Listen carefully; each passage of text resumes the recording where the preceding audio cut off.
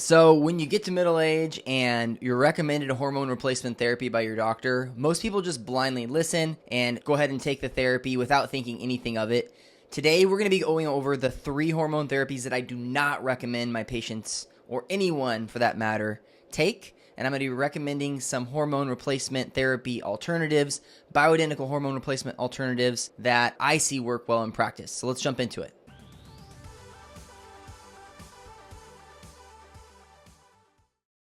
So I'm really excited to shed some light here because I think one of my biggest disappointments as a provider and with the medical community at large is that women in middle age, when they approach their doctor and they know something's not right in their body, they know something's probably wrong with their hormones, women are not being presented with options.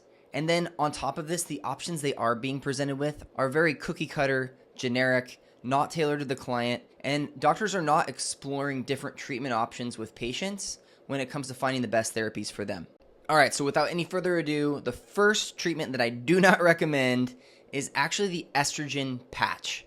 This is the most common treatment that I see for perimenopause or menopause. What will happen, this is the progression. Women will go to their doctor.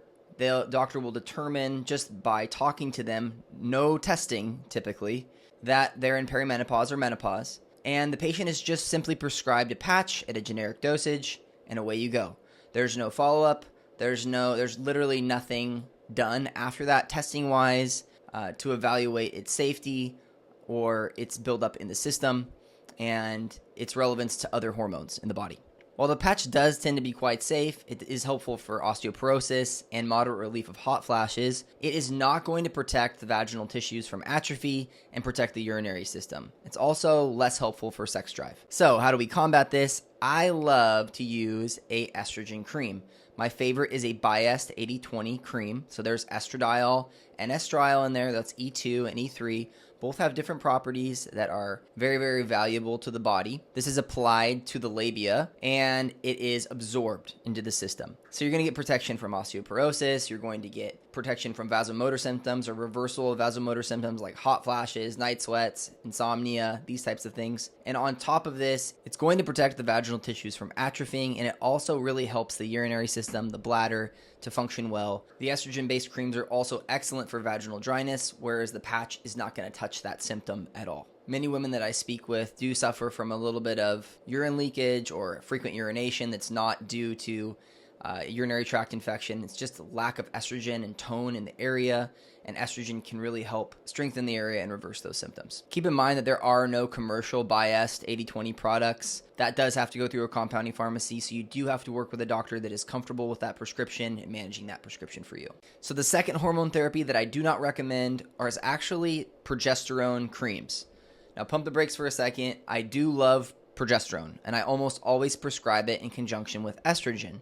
The only real reason I don't like the progesterone cream is because I believe that there's a better option. And that option lies in the benefits of taking progesterone as a pill in the evening. So typically with what we see, perimenopause, menopause, and even prior to this, women in their late 30s, 40s, where progesterone starts to die down first and estrogen maintains high. This is typically the pattern that we see. When this happens, I usually see 2 symptoms: bad anxiety or growing levels of anxiety that start to disrupt sleep. So a lot of women will just say, man, I just can't shut my brain off. I just don't sleep like I used to. I try melatonin, I try everything. I tried no screens before bed, good sleep hygiene.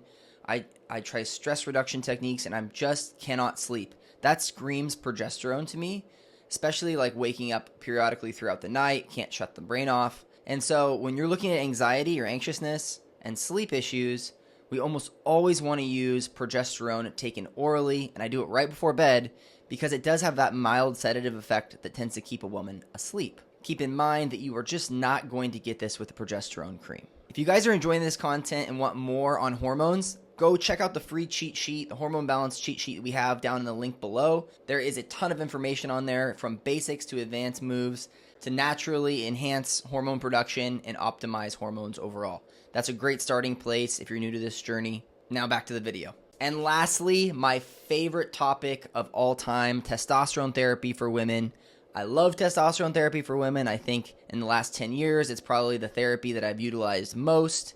that has made the biggest difference for women, aside from estrogen and progesterone decreasing hot flashes, for quality of life, just as far as like energy goes and motivation and just your get up and go drive. But what I've seen popping up left and right, it seems like on almost every street corner these days, are these clinics that prescribe testosterone as a pellet. I hope that you see this if you're considering the pellet, or if you have a pellet inserted.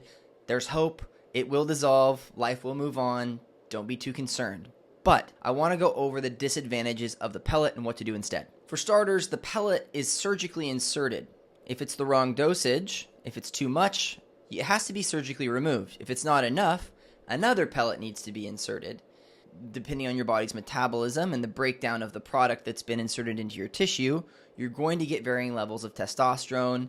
To me, this just feels irresponsible because we really can't closely monitor dosage at all. More often than not, when women come to me with a testosterone pellet, they're actually not feeling very good. And this is because of the way the testosterone is breaking down in the system. They're often overdosed. Effects of being overdosed on testosterone just really don't feel good as a woman. We're looking to dial in that dosage to a sweet spot that's physiologic near the top end of the range to make somebody feel really even keel without just pushing things out of control. So if you're taking away one thing from this video today, pellets are really not a great idea, and I urge you to stay away from them. Now, testosterone therapy, on the other hand, is grossly underprescribed, never talked about, never tested in the medical realm. So, yes, get your testosterone tested. Make sure to test a free testosterone.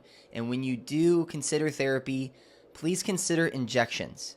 You can do injections at a lower dosage once a week.